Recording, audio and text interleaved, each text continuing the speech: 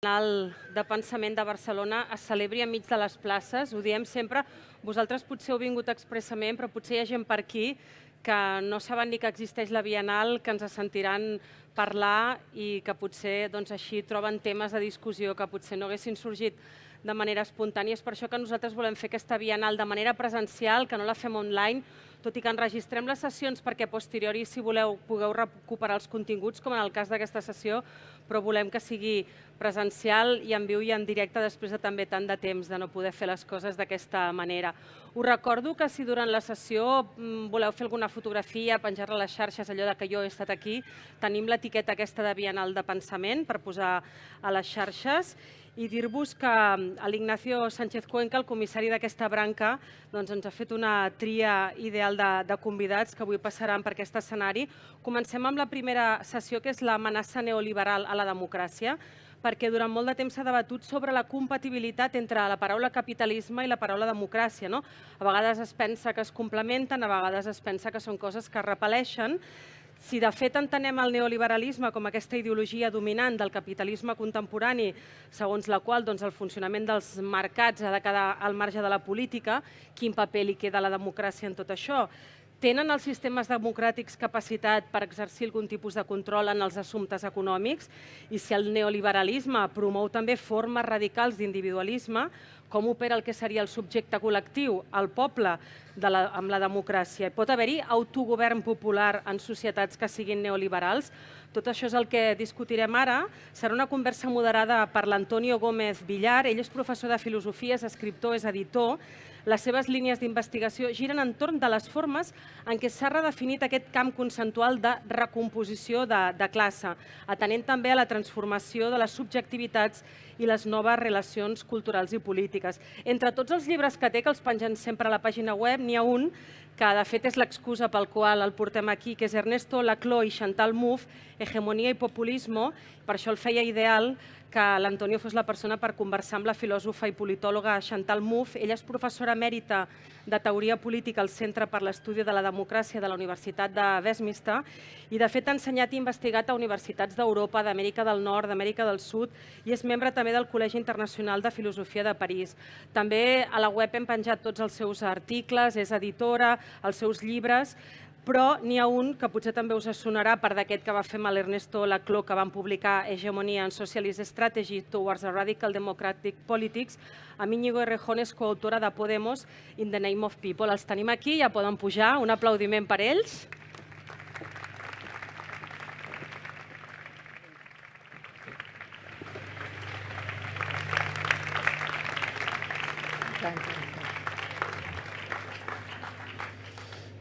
Bé, bona tarda. Les líneas de discusión ya van a ser presentadas. Quería volver a agradecer a Chantal Mouffe que estuviera esta tarde aquí con nosotros y nosotras.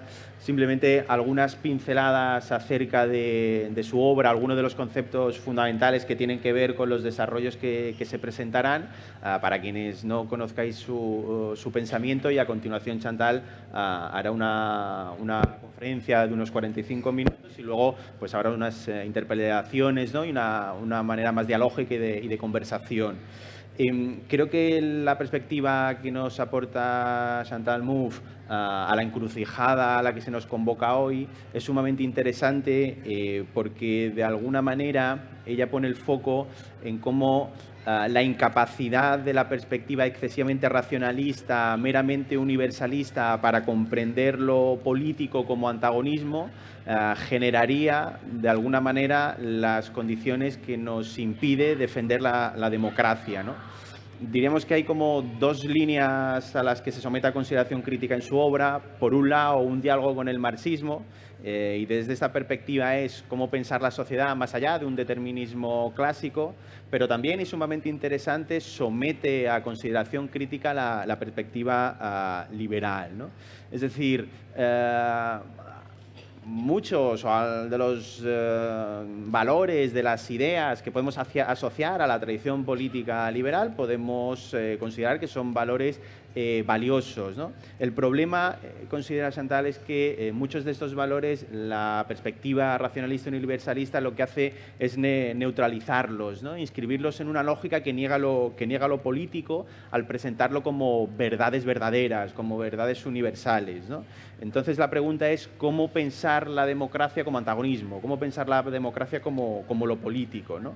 Por eso hay una tensión que a mí me parece sumamente fecunda en su obra, que tiene que ver, por un lado, con una crítica, ¿no?, a una epistemología ilustrada, pero no a costa de sacrificar el legado de la Ilustración, sino apuntando que los valores no son abstractos, no son neutros, no son objetivos, no son dados, sino que eso que entendemos por valores forman parte de la lucha por la hegemonía, o dicho en otros términos, hay que hacer valiosos a los valores, ¿no?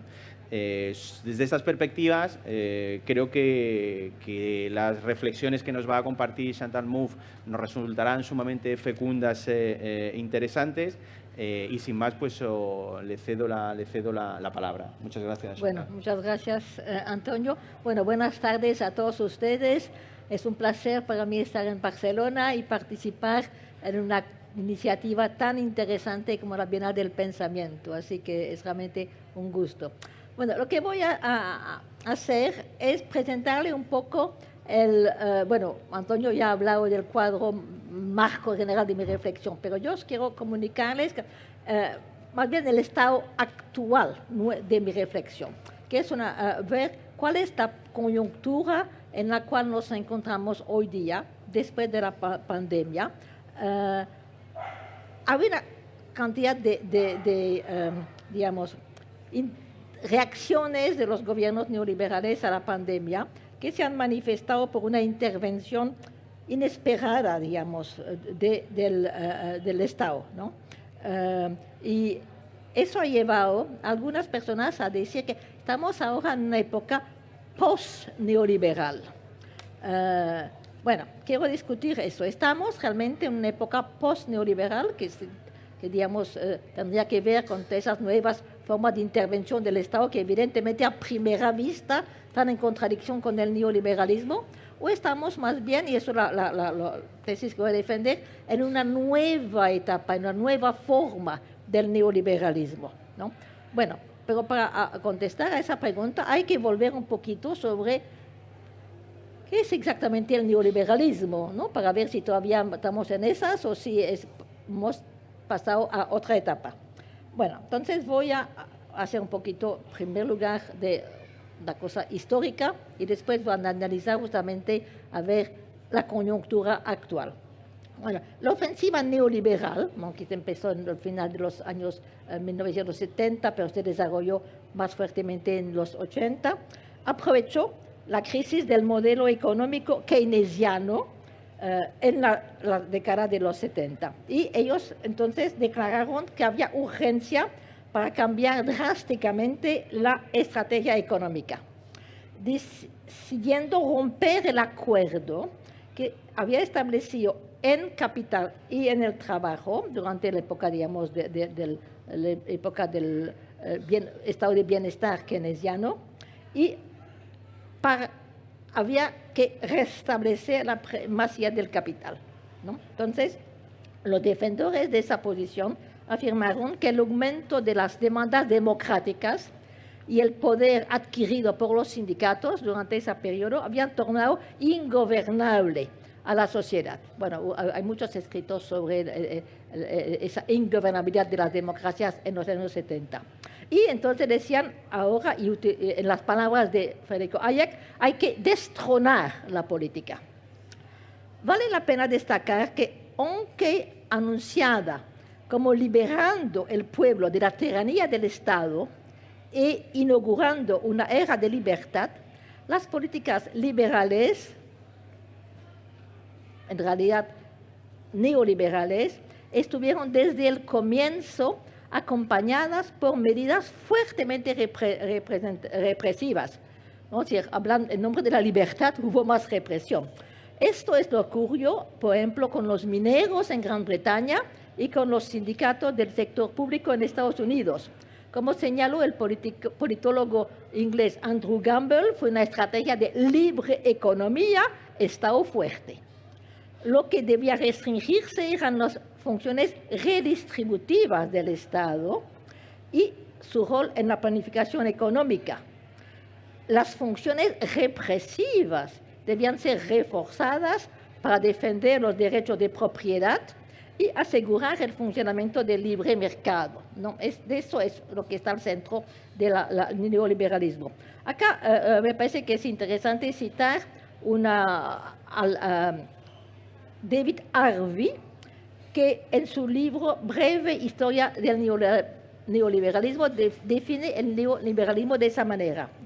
El neoliberalismo, acá es una cita de Harvey, ¿no? Es ante todo una teoría de prácticas político-económicas que afirma que la mejor manera de promover el bienestar del ser humano consiste en no restringir el libre desarrollo de las capacidades y de las libertades empresariales del individuo dentro de un marco institucional caracterizado por el derecho de la propiedad privada, mercados libres y libertad del comercio.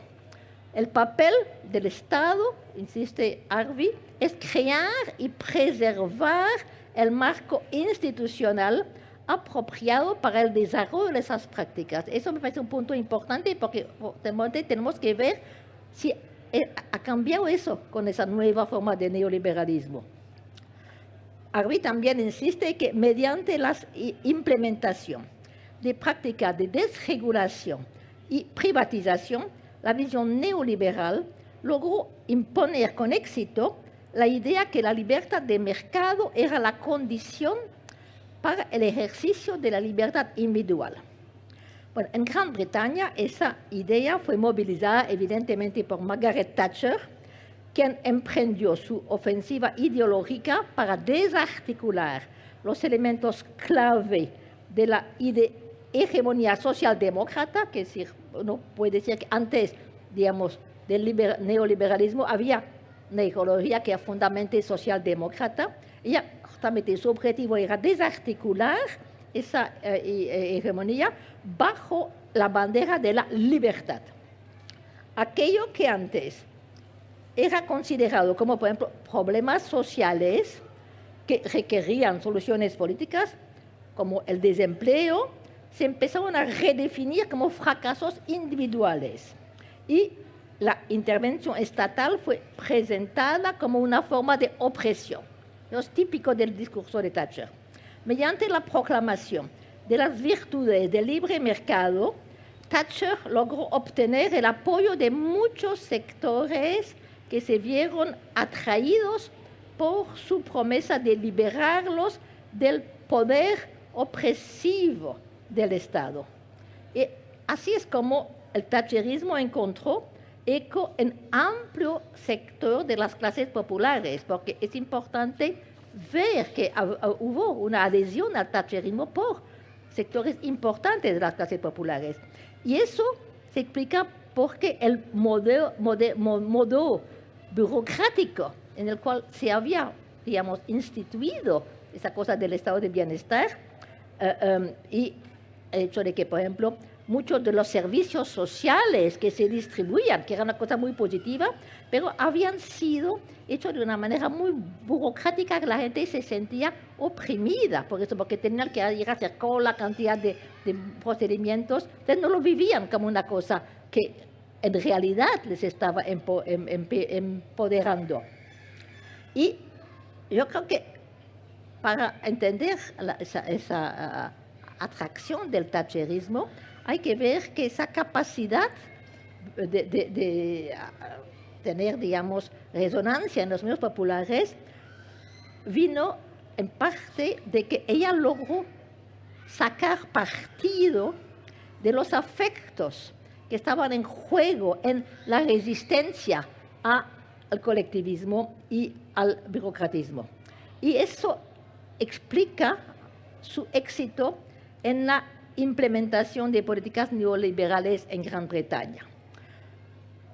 Yo creo que resulta importante comprender que un régimen neoliberal puede adoptar una variedad de formas ideológicas según los contextos y pensar que esas variables vayan a comportar al mismo tiempo un conjunto de características comunes. Por eso, y insisto sobre ese punto, es necesario ser muy cuidadoso para no confundir lo que es una nueva versión del liberalismo con una ruptura con el neoliberalismo. Creo que está en juego en la coyuntura actual. En el caso del thatcherismo, los principios neoliberales, por ejemplo, fueron articulados con políticas realmente neoconservadores, ¿no? Y con una ideología muy conservadora. Pero después, cuando el nuevo laborismo de Tony Blair asumió el poder en 1997, hubo un cambio.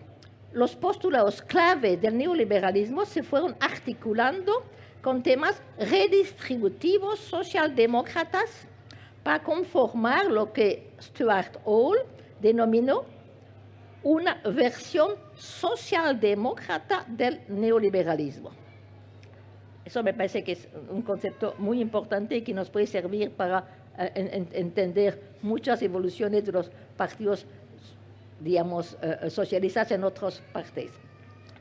La capacidad del neoliberalismo para adaptarse a diferentes situaciones y responder a las regulaciones cambiantes del capitalismo se ha puesto en evidencia en la forma en que logró, por ejemplo, incorporar aspectos de los movimientos contraculturales, lo que Luc Boltanski y F. Chapello han designado como un nuevo espíritu del capitalismo, en un libro que escribieron con el mismo título. Es decir, los afectos que estaban en juego, por ejemplo, en el ideal de autorregión, las exigencias de antihierarquía, la búsqueda de autenticidad, ¿no? Que realmente fueron muy típicos de los movimientos del 68, fueron puestos al servicio del desarrollo de la economía de redes postfordista y transformados en nuevas formas de control. Como sostuve en un libro que se llama Agonística, esa transición, la manera como, digamos, hubo un fenómeno de transformación. Hay una palabra en francés que viene del situacionismo, que es détournement, que es difícil de traducir, pero détournement, ¿no? Que uno va a darle la vuelta a esas cosas. Eso es lo que Gramsci llamaba una hegemonía por neutralización, o también hablaba de revolución pasiva. Es decir, lo que se trata es que en una situación en que las demandas y los afectos que desafían el orden hegemónico existente van a ser recuperados y satisfacidos de una manera que va a neutralizar su potencial subversivo. Y eso me parece que exactamente lo que está en juego en lo que Boltanski y Chapello llaman el nuevo espíritu del capitalismo. Es una revolución pasiva. Bueno, como trató de mostrar, la ofensiva neoliberal de los años 80 fue fundamentalmente una reacción contra el acuerdo de posguerra entre capital y trabajo. Representó, en realidad uno puede hablar, es una reconquista de las fuerzas capitalistas luego de años en los cuales habían sido forzados a aceptar los avances sociales y democráticos realizados por las clases trabajadoras. Fue una estrategia política, ¿no? Porque eso evidentemente, la transición no es una cosa simplemente, digamos, de desarrollo de tecnología, es una intervención política, ¿no? Para poner el Estado al servicio del capital, al fin de restablecer las condiciones para la acumulación y restaurar el papel de las élites económicas que habían estado, digamos, atacados, ¿no? en consecuencia de las políticas neokeynesianas y del estado de bienestar. David Harvey observa que aunque esa ofensiva fue exitosa en cuanto a la restauración o en algunos casos en la creación del poder de las élites económicas fue menos efectiva en la revitalización de la acumulación global del capital. Entonces, esa iniciativa fue buena para restablecer el poder de las élites, pero no resolvió el problema de la acumulación capitalista. Bueno, ¿por qué eso? Bueno, me parece que para entender esa deficiencia, uno puede recurrir a otro libro, que es un libro publicado por Wolfgang Streeck, que en español el título fue, creo, Comprando Tiempo. Y en ese libro, Streeck analizar la evolución del capitalismo democrático desde la revolución neoliberal y nos ayuda a comprender por qué las políticas neoliberales no han logrado revitalizar la acumulación del capital, resaltando la articulación de factores económicos y políticos. Eso es una característica de Streeck, ¿no? Que decir, bueno, nunca se puede estudiar únicamente los factores económicos o políticos, hay que articularlos. Y haciendo eso, él presenta el desarrollo de lo que llama capitalismo democrático como repetidos intentos fallidos para lidiar con aquello que constituye, según él, su contradicción central, que es la necesidad de reconciliar la lógica de la acumulación capitalista con las instituciones democráticas, ¿no? Es decir, las demandas de la acumulación, las demandas de los ciudadanos. Y en realidad dice que se puede ilustrar las tensiones inherentes al capitalismo democrático a través de la secuencia de crisis que ha constituido la historia de las democracias capitalistas. Eso desde los años 60. La cuestión crucial, según Streeck, ha sido siempre cómo lidiar con los requerimientos contradictorios de la integración sistémica y la integración social. Streeck discierne un proceso histórico en 3 etapas. Primera, el estado fiscal. Segunda, que llama el estado deudor, y el estado de la consolidación de la austeridad. Se refiere en realidad a 3 fenómenos. Primero, el de la inflación, ¿no? Eso durante la década de los 60. Después viene el momento de la creciente deuda pública durante la década del 80. Y después, la desregulación del crédito privado durante la década de los 90. Para él, esas 3 etapas son la expresión del enfrentamiento entre 2 principios normativos, la justicia social y la justicia del mercado, ¿no? Para él es realmente la contradicción del capitalismo democrático, cómo se pueden reconciliar esos. En la opinión de Streeck, la contradicción entre los intereses de los ciudadanos y los del mercado se ha ido profundizando durante la última fase de ese proceso, debido a que la transición del estado deudor nacional hacia el estado de consolidación internacional, y eso se ha hecho, y Streeck insiste mucho sobre eso, bajo los auspicios de la Unión Europea. Para Streeck, él es muy anti-Unión Europea, dice que ha sido factor muy importante también en el aumento, digamos, del poder del capital. Y él, y eso porque evidentemente han reforzado el poder, gracias a la Unión Europea se ha reforzado, dice él, el poder de los mercados financieros. Streeck vaticina que, en tanto que el capitalismo del estado de consolidación, ¿no? la última fase, ya no puede producir ni siquiera la ilusión de un crecimiento equitativo, los caminos del capitalismo y la democracia se van separando. Y él tiene una visión, digamos, muy negativa, muy negativa, es decir, él de alguna manera le parece bien que se separen eso, ¿no? Pero bueno, las perspectivas, claro que también hay que ver lo que viene después, pero lo importante para él es demostrar que instituciones democráticas ya no van a poder funcionar para, digamos, tratar con eso. Y él anuncia que solo va a quedar lugar para las protestas extraparlamentarias. Bueno, es muy interesante de ver que ese libro, Comprando Tiempo, fue publicado en alemán originariamente en años 2013 y que la emergencia desde entonces de movimientos de protesta anti-establishment, ¿no?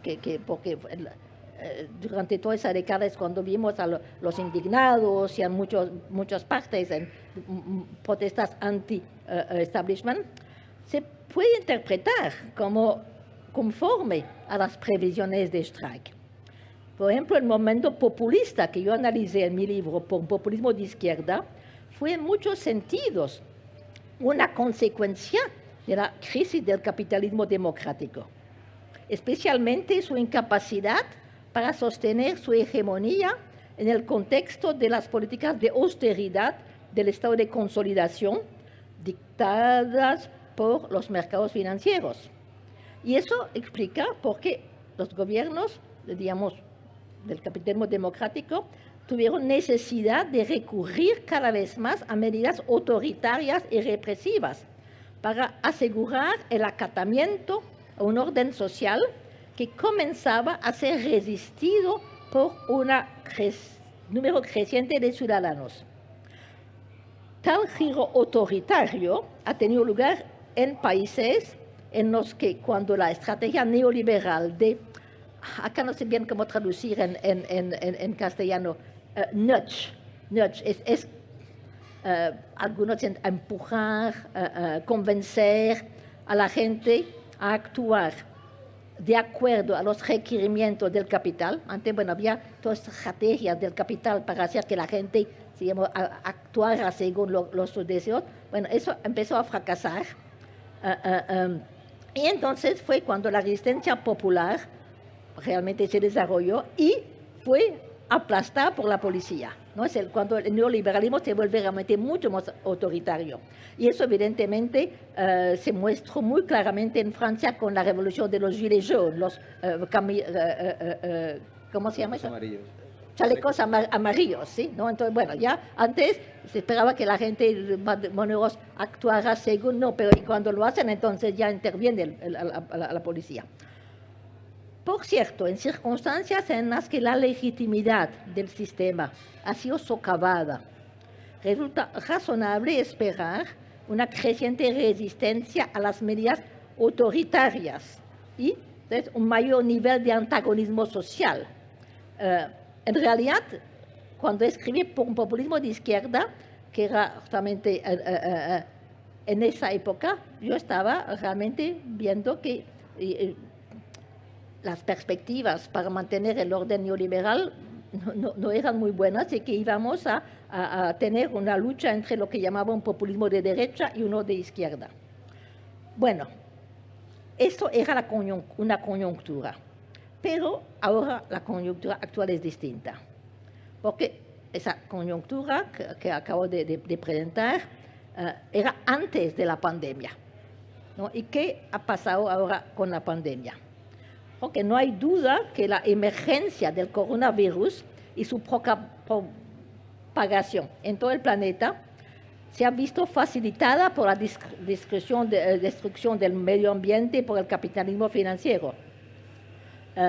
Décadas de austeridad neoliberales han destruido los servicios públicos de muchos países, los cuales se encontraron poco preparados para enfrentar la pandemia. Bueno, por eso entonces es que ha habido interpretaciones distintas.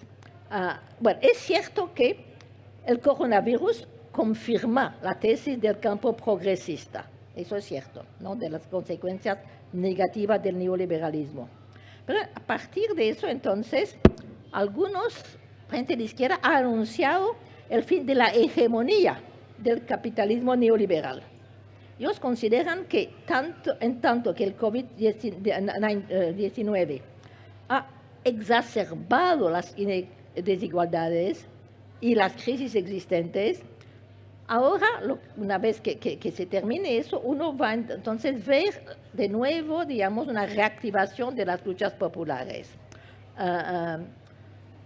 Entonces es una visión que no podemos de alguna manera optimista para la izquierda, ¿no? Es una buena coyuntura para las fuerzas progresistas.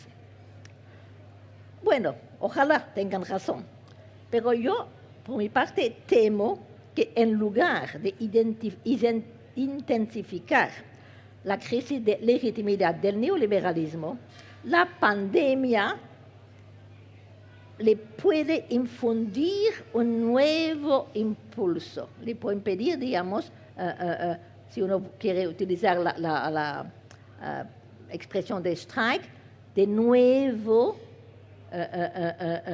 comprar tiempo para una nueva etapa. Bueno, ¿por qué empiezo a ver eso de esa manera? Bueno, lo que me lleva a considerar esa posibilidad, ¿no? Que sea una manera para el neoliberalismo de comprar tiempo, es que la pandemia ha generado afectos que están ligados a una fuerte necesidad de seguridad y a una demanda de protección. Es decir, la gente se siente muy vulnerable consecuencias de la pandemia. Y entonces eso va a tener consecuencias muy importantes, ese nuevo tipo de afectos. En realidad, acá estoy influenciada por la lectura del libro de Karl Polanyi, La Gran Transformación, donde él puso de manifiesto cómo la sociedad en la década de los años 30, amenazada por la dislocación causada por los avances de la comodificación, reaccionó con un contramovimiento, ¿no? Es la idea de contramovimiento en Polanyi, que me parece importante. Y lo que es central es ver que ese contramovimiento no necesariamente va a tomar una forma democrática. Y, por ejemplo, Polanyi mostró como el contramovimiento en los 30, por una parte, claro, tuvo una versión, digamos, progresista, que fue el New Deal de Roosevelt, pero también llevó al fascismo y al estalinismo, ¿no? Y esa idea de contramovimiento que introduce Polanyi me parece muy, muy, muy importante. Es cierto que ha adquirido en la actualidad está muy de moda, podríamos decir, para explicar el crecimiento global de los movimientos sociales contemporáneos que se oponen al neoliberalismo. Bueno, me parece que es interesante los análisis que se han hecho en esa dirección. Pero yo quiero referirme a otro aspecto de la reflexión de Polanyi, que yo considero como particularmente relevante en la coyuntura actual, que es la importancia que atribuye Polanyi al elemento de autoprotección. Polanyi señala que cuando las sociedades experimentan alteraciones serias en su modo de vida, la necesidad de protección se vuelve una demanda central y que la gente tiende a seguir a quienes consideran que mejor pueden satisfacer esa necesidad. Bueno, yo creo que hoy nos encontramos en una situación análoga. Creo que hay muchas diferencias, ¿no? Pero es análoga. Las circunstancias son diferentes, pero la pandemia indudablemente ha tenido un profundo impacto afectivo en amplios sectores de la población. Ha generado, como decía yo, un sentimiento general de vulnerabilidad que expresa un deseo de seguridad y protección. Bueno, ese deseo puede ser abordado, y eso lo que mostraba Polanyi también, de distintas formas, o sea, ya sea de progresista o retrógrada. Puede, por cierto, beneficiar a los populistas de derecha si logran convencer a la gente de que la seguridad requiere la adopción de una visión de la soberanía, por ejemplo, en términos de un nacionalismo exclusivo, y bueno, eso evidentemente están varios movimientos populistas de izquierda actuando en esa visión. En tanto reivindican ser la voz del pueblo, acusan a las élites neoliberales por haber abandonado la soberanía nacional y defender el libre comercio. El discurso anti-establishment de derecha, que llama a recuperar la soberanía, y el rechazo al dominio de las corporaciones transnacionales, están bastante bien acogidas y encuentran eco en los sectores populares. Pero, entonces, digamos, es un peligro. Hay que estar consciente de que ese deseo de producción crea un terreno favorable que puede ser utilizado por esos movimientos. Pero yo creo que sería un error enfocar todas nuestras energías en enfrentar esos movimientos a expensas de desatender otros adversarios. Por ejemplo, me preocupa particularmente el hecho de que ese sentimiento de vulnerabilidad está siendo explotado por los gobiernos neoliberales para fomentar el desarrollo de una versión neoliberal del tecno-autoritarismo, presentando eso como la mejor manera de brindar seguridad y protección. Con tecnologías digitales innovadoras intentan reforzar su poder y restaurar su legitimidad. Es decir, yo creo que realmente es importante ver cómo eso puede ser aprovechado también por crear una nueva forma de neoliberalismo. Bueno, acá quiero insistir que no pretendo de ninguna manera apoyar el argumento de los que, como Giorgio Agamben, han afirmado que la pandemia fue diseñada con el objetivo de controlar a la población. No, lejos de mí de pensar eso. Sin embargo, no cabe duda de que los neoliberales han intentado utilizarlo en su propio provecho. Pues una vez que pasó, bueno, a ver cómo podemos aprovechar eso. Y hemos visto indicios tempranos de ello en la promoción de la tecnoseguridad como respuesta a la crisis sanitaria. Eso ha abierto el camino para que esa crisis, el camino para que los gigantes digitales se puedan establecer como agentes de una política de salud completamente computarizada. Eso fue un primer paso. Y la pandemia claramente ha ofrecido una gran oportunidad a las grandes empresas de alta tecnología porque estas han aprovechado los periodos de confinamiento y han obtenido ganancias inesperadas. Ahora su ambición es de extender su control, partiendo, digamos, control sanitario, a una cantidad de otros ámbitos. Esto puede conducir a lo que Naomi Klein ha llamado un Green New Deal, algo que sería similar a una consistente doctrina del shock pandémico. Y eso sería entonces una manera de poner en las manos de empresas como Amazon, Google y Apple el poder de tomar decisiones muy importantes sobre cómo organizar nuestras vidas y permitirles de recibir fondos públicos mientras se elimina todo control democrático. Yo creo que en un momento en el cual el primer objetivo del neoliberalismo, ¿no?, es impedir el retorno del antagonismo político, porque ellos estaban muy conscientes antes de la pandemia de que era un momento donde había realmente muchas resistencias sociales. Ahora, después de la pausa, podemos llamar, de la pandemia, ellos están a ver cómo impedimos que vuelva a esas resistencias. Y esas élites son conscientes de la necesidad de responder a las demandas de protección que han surgido a raíz de la pandemia. Y están alentando activamente las formas digitales de protección. Esto ha producido efectos, ya, me parece que uno lo puede ver, en que mucha gente, por ejemplo, está hoy día dispuesta a aceptar formas de control digital que antes no aceptaban. ¿no? Ahora ya no, pero es necesario para su protección.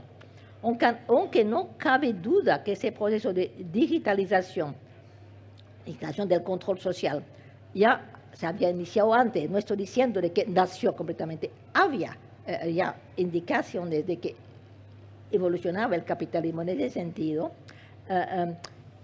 La pandemia ha intensificado ese movimiento y ha afianzado las tendencias que ya existían antes.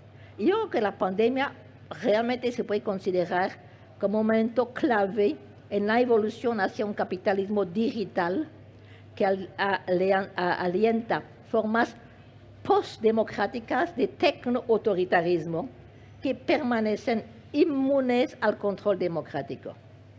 Eso entonces es lo que estamos viendo, es una nueva fase del neoliberalismo. No es una ruptura, es una nueva fase.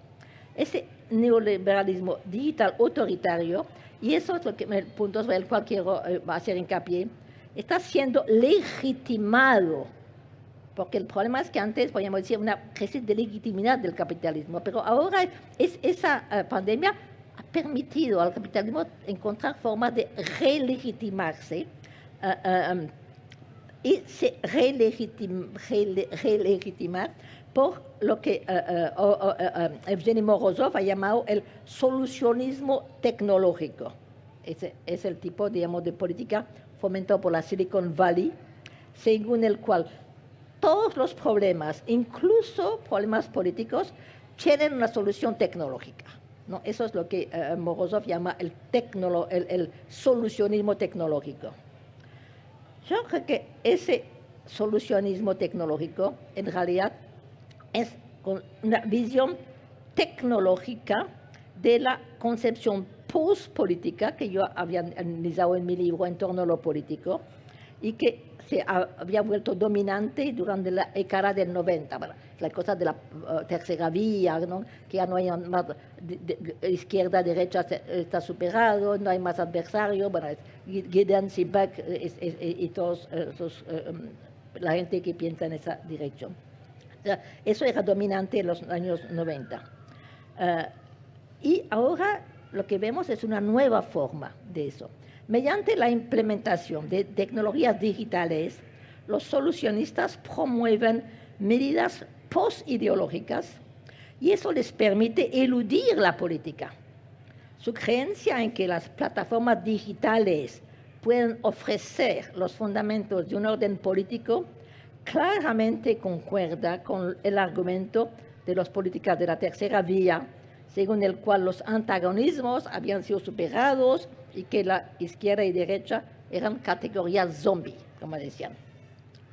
Bueno, algunos neoliberales esperan que ese capitalismo digital, reforzado evidentemente por los notables avances de la inteligencia artificial, vaya a brindar la solución a la crisis de acumulación que aqueja el capitalismo. Crisis de acumulación que, como hemos visto, el neoliberalismo no había logrado, ¿no?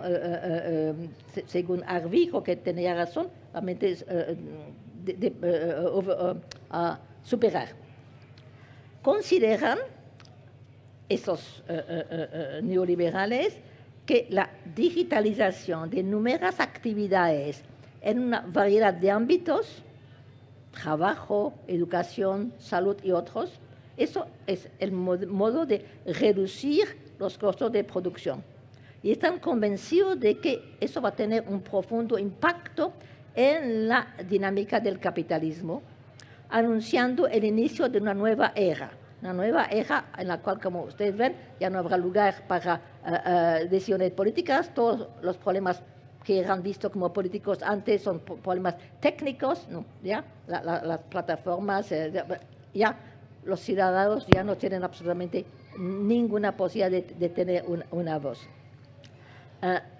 Y en realidad estos neoliberales piensan que eso va a permitir volver a darle fuerza a la dinámica del capitalismo y anunciar el inicio de una nueva era. También sostienen, eso es otro tema del cual acá no tengo tiempo de hablar, pero es también muy importante, el desarrollo de un capitalismo verde y la promoción de la geoingeniería representan la solución al problema del calentamiento global.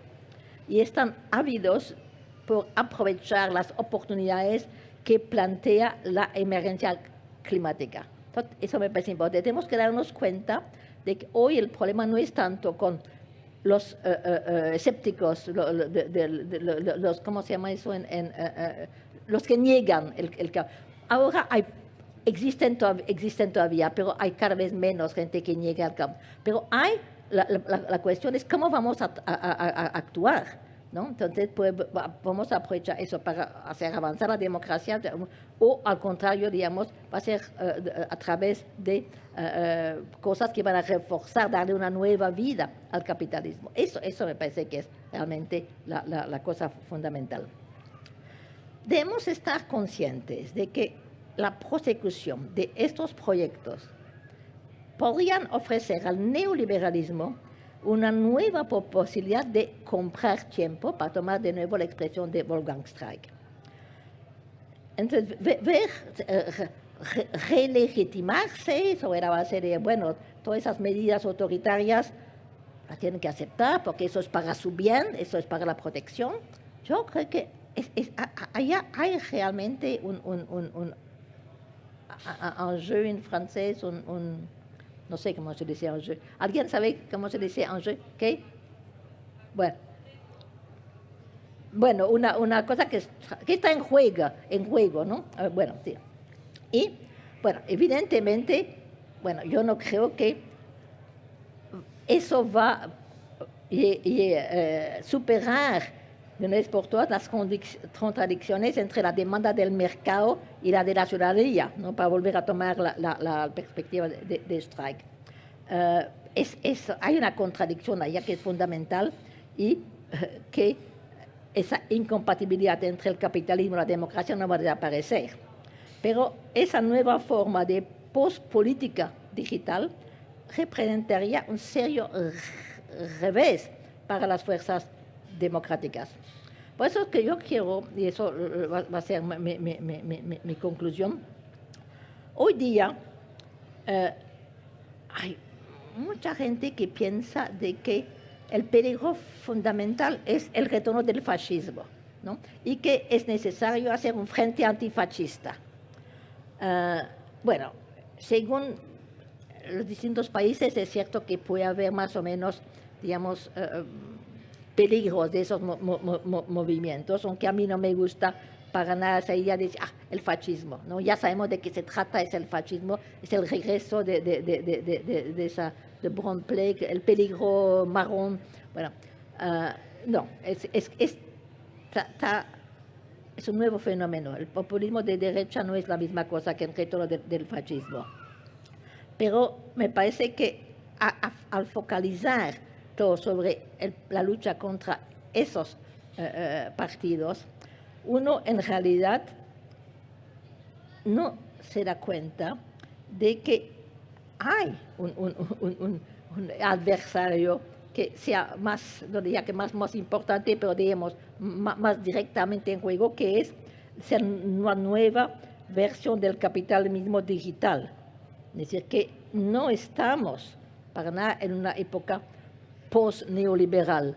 Yo no lo creo, estamos al principio de una nueva forma de neoliberalismo, autoritario, digitalizado, y es contra eso, debe ser, para la izquierda, digamos, el adversario principal, ¿no? Y que al focalizarnos sobre el frente antifascista, de alguna manera sería como, porque es una manera de construir la frontera, ¿no? Según mi concepción de la política. Entonces, si uno construye la frontera como el enemigo, el adversario, el fascismo, quiere decir que finalmente nos vamos a encontrar las fuerzas de izquierda el mismo campo que los neoliberales. Y en realidad los neoliberales están tratando mucho de decir, tenemos que unirnos en contra del fascismo. Entonces quiere decir que de alguna manera ellos aparecen que, que lo que hacen no es una cosa con la cual habría que luchar, ¿no? Entonces, por eso yo creo que es muy importante entender lo que está en juego en la coyuntura actual. El hecho de que en vez de estar en una época post-neoliberal, estamos en una época de nueva forma de neoliberalismo y que sigue siendo el adversario principal y que las fuerzas de izquierda tienen que luchar contra eso. Por eso me parece que realmente es muy importante ver las modificaciones del neoliberalismo y entender cuál es la coyuntura actual para saber para la izquierda cómo uno tiene que actuar. Bueno, evidentemente, los que conocen mi trabajo imaginarán cómo pensar entonces una política de populismo de izquierda, ¿no? Cómo enfrentarse con eso. Bueno, pero sobre eso no quiero y no tengo tiempo para hablar, pero porque lo que quería hacer era también ver cuál es el desafío que encontramos, no tanto dar las soluciones. Muchas gracias.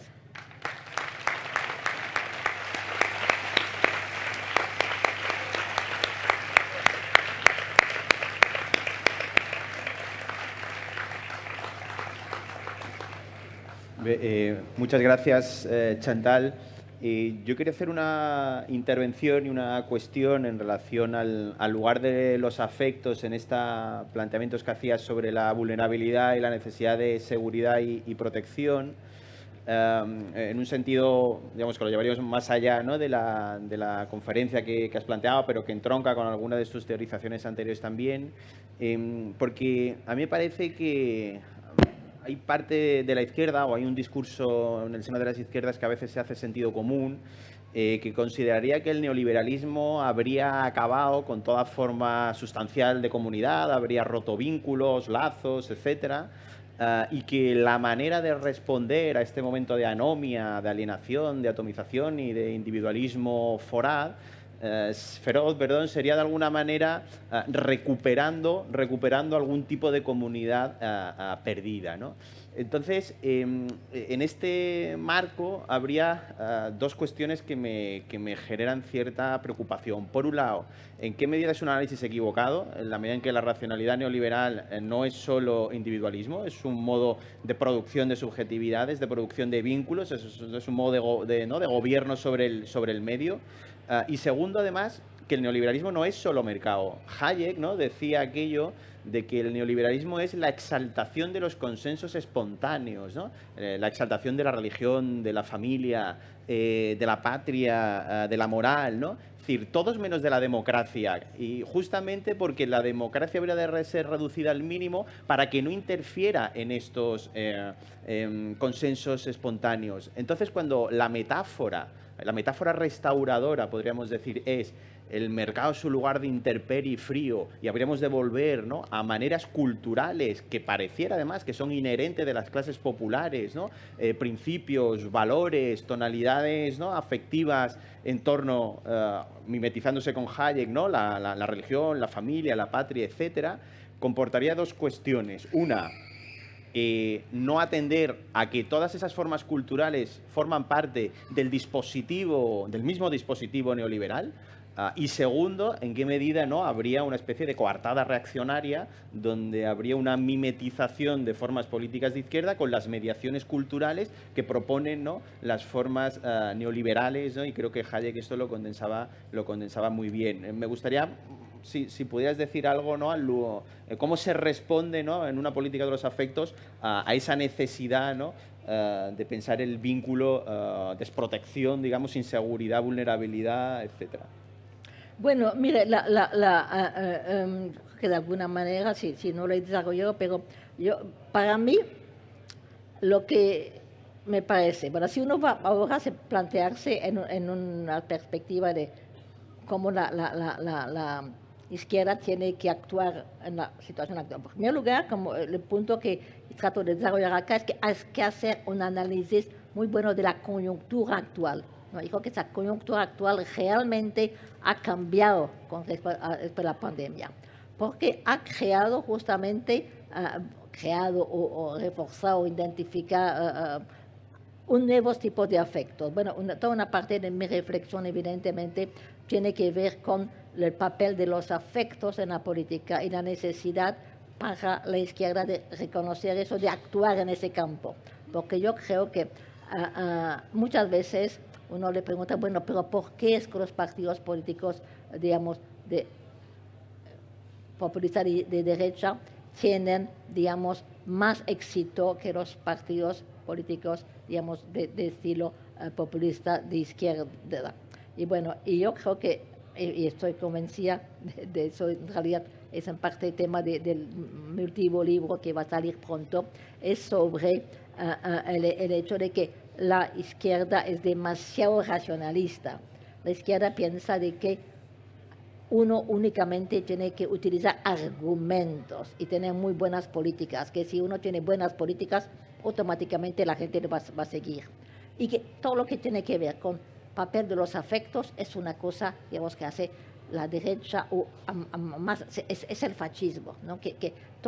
Eso me parece, eso, desde hace mucho tiempo estoy obsesionado de que eso es una cosa que incapacita muchísimo la izquierda, que uno tiene que meterse en el terreno de los afectos, pero acá evidentemente hay una discusión, porque no se trata de hacer lo mismo que la extrema derecha, si uno lo quiere llamar así, ¿no? Pero hay que, por ejemplo, le voy a ejemplo de eso, las demandas, por ejemplo, de las clases populares, porque hoy día es cierto que uno de los problemas es que, bueno, pero eso depende mucho de los países, ¿no? Yo en realidad mi reflexión está muy influenciada por lo que pasa en Francia. Vamos a ver lo que pasa con Marine Le Pen. Creo que acá he tenido discusiones, no es exactamente lo mismo, porque Vox no necesariamente tiene, digamos, seguidores en las clases populares como, no interpela a las clases populares. Entonces, sí, eso es lo que me han dicho, yo no soy especialista de eso, pero en Francia realmente sí, es muy claro de que no han logrado las clases, la France Insoumise, por ejemplo, que es el movimiento con el cual yo me identifico, ha tenido dificultades en alcanzar un cierto sector de la población, lo que llaman los que faltan. Es una expresión que también tenía hace unos años Íñigo Errejón, que decía, hay que verlo, hablar a los que faltan. No hay que hablar únicamente a la gente que ya se considera como de izquierda, que no. Me acuerdo que, por ejemplo, discusiones con Íñigo decía, sí, pero nosotros queremos también dirigirnos a gente que vota por el PP, pero que están sufriendo, digamos, las mismas formas de opresión que otros. Es decir, esa gente no los puede ganar a su cosa. Yo creo que es muy importante que, y eso es un error de la izquierda, que piensa que hay gente que son fundamentalmente, inherentemente racistas, sexistas, homófobos, que son la gente que vota por los partidos populistas de derecha, y que esa gente no hay que tratar de hablar con ellos. Hasta algunos dicen que es un error. Por ejemplo, la France Insoumise ha sido muy criticada por ciertos sectores de izquierda por justamente ir a hablar con esa gente, por ejemplo, por haberse metido con los movimientos de los Gilets jaunes, ¿no? Eso me parece realmente que el terreno de los afectos es muy importante para la izquierda, ver que hay manera es una de las tesis fundamentales de mi libro, con populismo de izquierda, que esas demandas, digamos, no son esencial dirigida a objetivos, digamos, de derecha. Se pueden, por ejemplo,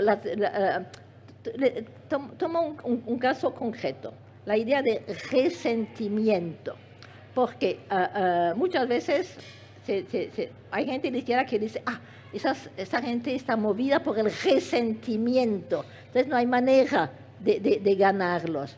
Pero digo, bueno, empecemos a pensar qué es esa cosa del resentimiento y a qué da expresión. Bueno, no hay gente que nace con el resentimiento, ¿no? El resentimiento nace siempre como consecuencia de gente que siente que tiene demandas que no son satisfechas, que se sienten, digamos, abandonados. Y entonces esa situación puede ser articulada de distintas maneras. Es decir, puede realmente sí llegar a tomar expresión en un resentimiento respecto, por ejemplo, de los inmigrantes, pero puede también ser articulado de la manera, digamos, más progresista. Si uno compara, por ejemplo, la política de Trump y la política de Bernie Sanders respecto de las clases populares, digamos, obreras en Estados Unidos, bueno, evidentemente Trump manejaba completamente resentimiento hacia la clase educada, resentimiento, digamos, hasta las élites, bueno. Pero Bernie Sanders también quería, se dirigía a esos grupos, pero quería, digamos, articular sus demandas en otra manera, ¿no? Hacia una política progresista. Bueno, hay gente, bueno, eso no me puedo decir nada en concreto porque, bueno, ya es especulación, pero varias personas decían que si hubiera sido Bernie Sanders el candidato de los demócratas en las elecciones, él hubiera podido ganar contra de Trump, ¿no? Porque él también había esas clases estaban, él los interpelaba, mientras que para Hillary Clinton eran los deplorables, evidentemente se los puso. Entonces yo creo que justamente hay que evitar una concepción esencialista de las demandas y mostrar que todo es una cuestión de cómo se van a dar expresión, cómo se van a formular, y yo creo que realmente es muy importante para la izquierda entender eso. Y por eso es que yo enfatizaba en mi presentación la idea de reconocer que hay un deseo de protección, un afecto especial que se ha movilizado en consecuencia de la pandemia. Y que ese puede ser articulado en políticas progresistas o en políticas, digamos, reaccionarias, que, digamos, están en contra de la inclusión.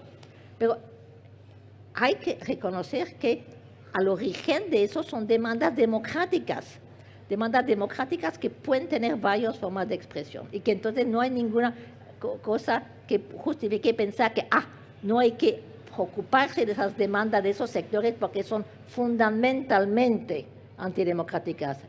Para mí es absolutamente fundamental para realmente desarrollar una política progresista reconocer eso. Vale. Muchas gracias. Nos quedan unos 10 minutos, así que para no monopolizar la palabra, abrimos turno de preguntas. Desde la organización nos piden que seamos estrictos en la hora porque luego hay otro acto. Hay una palabra allí.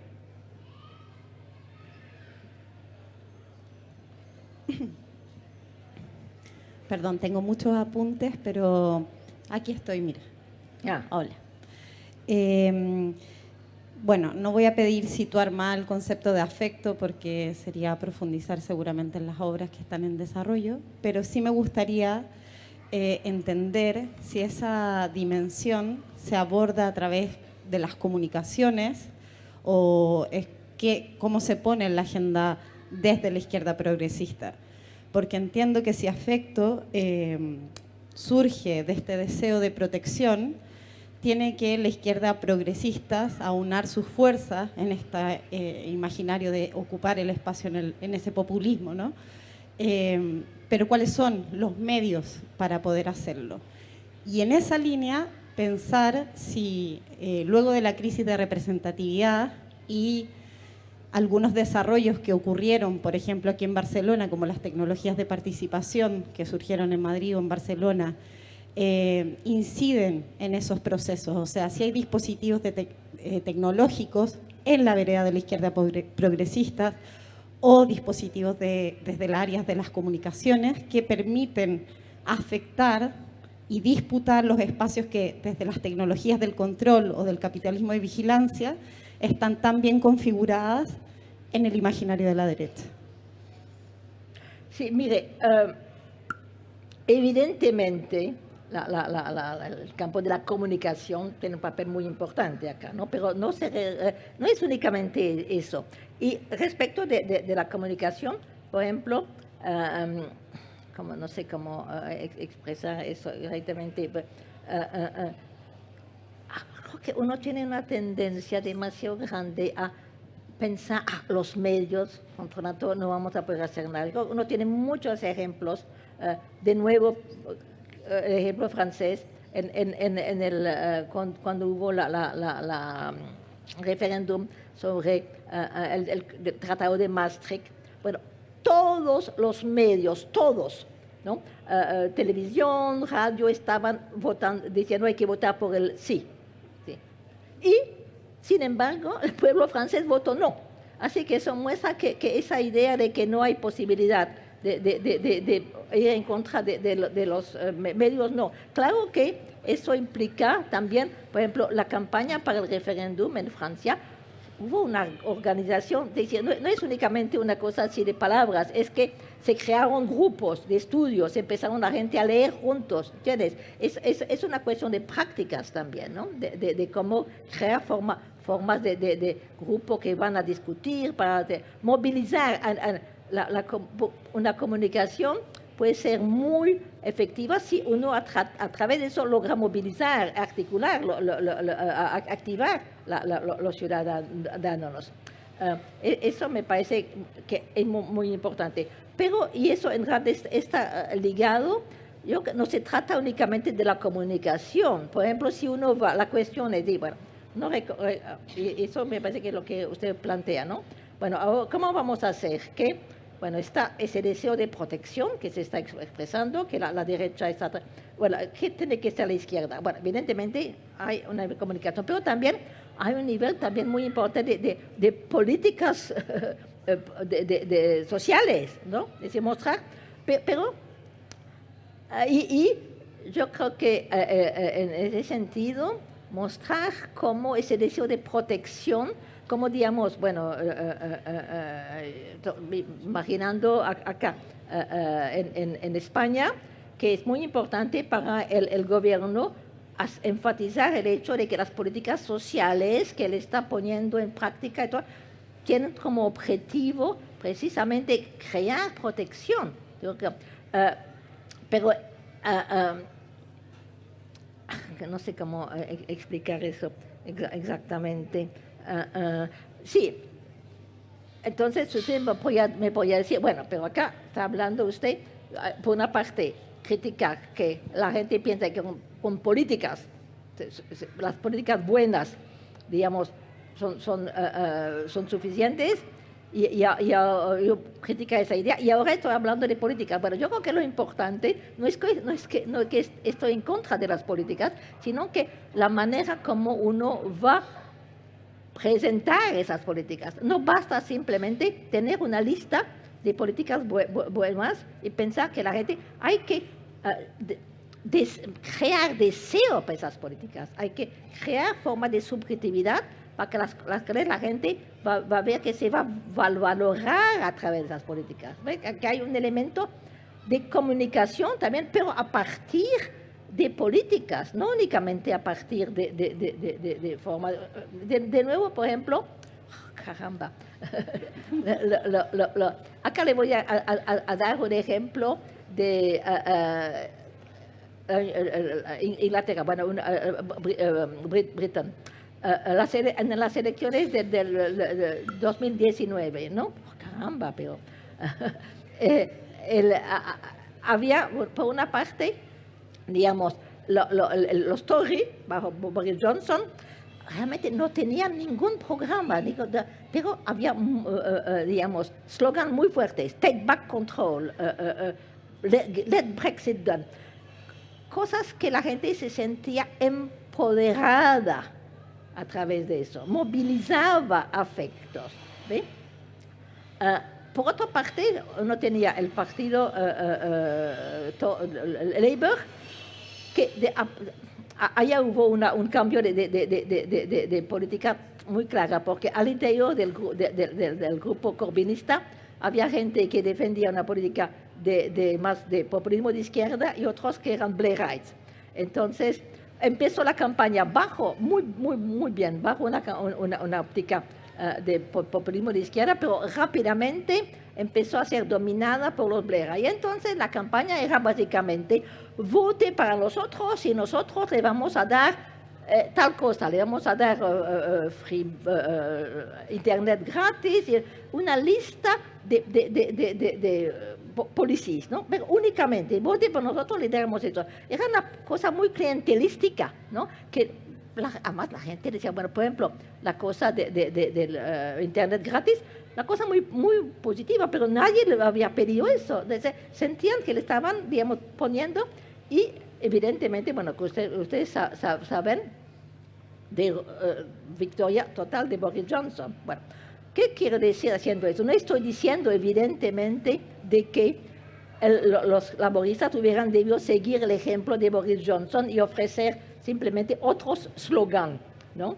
Distintos. No, lo que estoy diciendo es que no basta políticas buenas, hay que saber también crear algo de esas políticas que la gente se reconozca, que la gente siente que eso les va, digamos, dar una vida mejor. ¿Ve?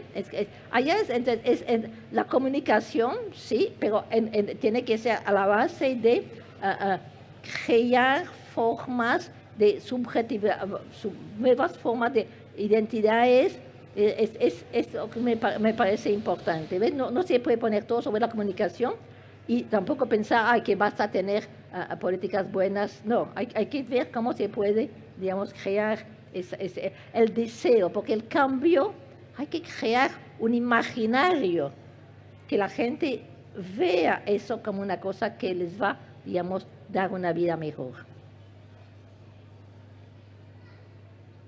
Había una palabra ahí y será la última, y pediría brevedad en la pregunta y en la respuesta, porque tenemos que terminar en 5 minutos, que luego viene el siguiente acto. Allí en el árbol.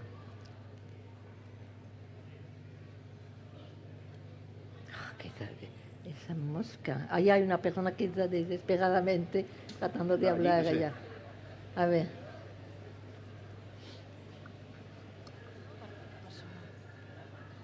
Hola. ¿Dónde? Hola. Hola. Bona tarda. ¿Dónde está? Aquí. Ah, bueno. Hola. Bien. Bé, jo faré alguns apunts d'algunes coses, espero ser... A ver, perdón. por favor, hable más lentamente porque yo no entiendo nada. Perdón.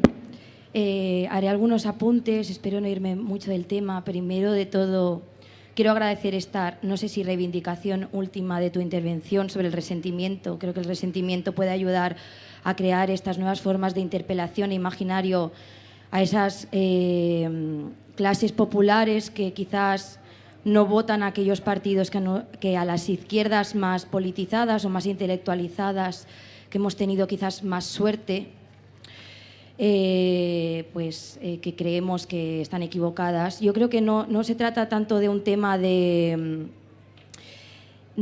cómo interpelarlas o de afectos, sino que también hay un gran componente de clasismo en las propias izquierdas a la hora de pensar y de repensar estas clases populares. Luego, por otro lado, ya centrándome más en lo digital, yo tengo la sensación desde mi generación que regalamos muchos conceptos al neoliberalismo y al capitalismo y al final al enemigo. Y en el fondo también tengo mucho la sensación de que regalamos lo digital y lo virtual al enemigo. Y creo que lo digital también puede servir para crear este imaginario y estas nuevas subjetividades para interpelar a esas clases trabajadoras que sienten que están desprotegidas. Y que este sentimiento de desprotección no es una cosa que viene a raíz de la pandemia, que es un sentimiento que viene antes de la pandemia. Y que también este sentimiento de seguridad y esta necesidad de protección también es algo que hemos regalado a la derecha. Como también hemos regalado la religión, como también hemos regalado la familia y como también hemos regalado el concepto de nación, sustituyéndolo por la patria, porque me parece que esa crítica es una crítica anacrónica y es una crítica que no crea hegemonía. Y yo cito un libro que se llama, a ver que lo tengo apuntado aquí, Los tabúes del mundo, figuras y mitos del sentido del límite y de su violación, publicado en el 2022, en febrero, justo este mismo año, por Massimo Recalcati, un filósofo y psicoanalista italiano muy interesante, no es su mejor libro. Entonces, lo digital y lo tecnológico ha venido para quedarse, es así, no podemos vender bombas de humo, no podemos vender utopías. Es obvio que el neoliberalismo se ha apoderado de lo digital, el neoliberalismo, el capitalismo se lo come todo, crece y crece y crece y esa es su naturaleza. Entonces, ¿qué podemos hacer? ¿Cómo nos podemos reapropiar de estas herramientas digitales y virtuales? ¿Cuál es la diferencia real entre la realidad y lo virtual? ¿Hay una brecha real entre la realidad y lo virtual? ¿O es la virtualidad una característica especial de nuestra realidad contemporánea de hoy en día? Yo creo que es más interesante pensarlo desde aquí, desde las izquierdas, porque entonces es una batalla perdida, creo yo, no sé. Chantal, un minuto. Sí. Bueno, Tenemos que salir, un minuto. bueno, mire, yo realmente, bueno, hablo tanto y de tantas cosas que yo no puedo contestar a todo, pero me parece que la cosa que quiero decir, estoy de acuerdo con Chantal, todo, yo en primer lugar no estoy de ninguna manera diciendo que hay que estar en contra de lo digital, evidentemente, es decir, sería absolutamente imposible, pero todo es un problema de articulación. Como, y lo mismo que empezó con la cosa del resentimiento, no se trata de ver cómo uno va, lo que mi argumento era que lo que se da bajo la forma de resentimiento es ya una articulación de cierta reacción de la gente que siente que se ha tenido un daño y que no tiene respuesta. Y eso en gran parte, yo quiero decir, es porque es una falla de la izquierda. Si hay tanta gente que expresa, digamos, esas demandas bajo la forma del resentimiento, es porque no ha encontrado, digamos, respuesta a sus demandas por parte de la izquierda. Entonces, eso mi punto es de, no se trata de tirar el resentimiento, no, hay que ir a la raíz, impedir. Claro que cuando la gente tiene resentimiento hay que luchar, pero ya es mucho más complicado. Pero lo que se puede es impedir que esas demandas se expresen bajo la forma del resentimiento. Ese es un primer punto que usted le levantó. El otro punto que quiero también decir es que, evidentemente, estoy en contra de una utilización, digamos, cierta utilización de los procesos digitales, el tecno-autoritarismo. Eso, los proyectos, las prácticas digitales pueden ser utilizadas también de manera progresista, ¿no? El punto es que no hay ninguna que sea esencial, de manera esencialista, bueno o malo. Todo depende de cómo se van articulando las distintas demandas. Entonces, muchas de las cosas que digo, me parece que sí, estaría de acuerdo. Pero hay que ver que lo que está en juego es justamente para la izquierda ver que no hay que nunca partir de la idea que eso es malo, las tácticas, digamos, digitales son negativas. Lo que sí encuentro muy problemático es el solucionismo tecnológico, que piensa que todos los problemas políticos tienen una solución técnica. Eso sí me parece, porque eso sí es la muerte de la política, es la muerte de la democracia. A eso hay que oponerse absolutamente, ¿no? Pero no a las formas digitales o a las mismas cosas de plataforma, pero se puede utilizar maneras distintas. Como decía muy bien Wittgenstein, decía, el sentido es en el uso, no es una cosa que existe independientemente. Las cosas se pueden transformar a través de usos distintos. Pues muchísimas gracias, Chantal. Moltes gràcies a tots i totes.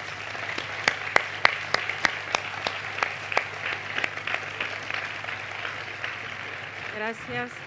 Gràcies també a l'Antonio Gómez Villar i a la Chantal Mouffe. Podeu anar passant perquè som un festival molt sostenible i els micròfons que porteu són els dels següents convidats. Perfecte. Llavors, així ho fem tot més. Fem una rentada. Acompanyarem a la Chantal també. Us recordo que la xerrada ha quedat gravada per qui li pugui interessar. i que res, en un quart d'hora començarem amb les fronteres de la democràcia i estem encantats de que desbordeu la plaça i de que ens faltin cadires. El pròxim any en posarem més. Demà en posarem més.